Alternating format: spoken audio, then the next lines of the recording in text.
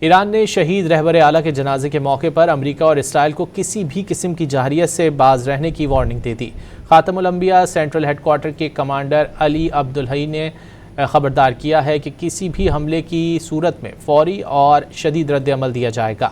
دشمن کسی بھی غلط فہمی کا شکار نہ ہوں اور اس جوابی کارروائی کے بارے میں بھی ابھی سے سوچ لیں جو ایرانی افواج کسی بھی خطرے یا جارحیت کی صورت میں دیں گے۔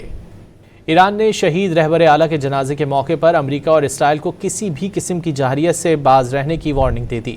خاتم الانبیاء سینٹرل ہیڈ کوارٹر کے کمانڈر علی عبدالحی نے خبردار کیا ہے کہ کسی بھی حملے کی صورت میں فوری اور شدید رد عمل دیا جائے گا۔ دشمن کسی بھی غلط فہمی کا شکار نہ ہوں اور اس جوابی کارروائی کے بارے میں بھی ابھی سے سوچ لیں جو ایرانی افواج کسی بھی خطرے یا جارحیت کی صورت میں دیں گے۔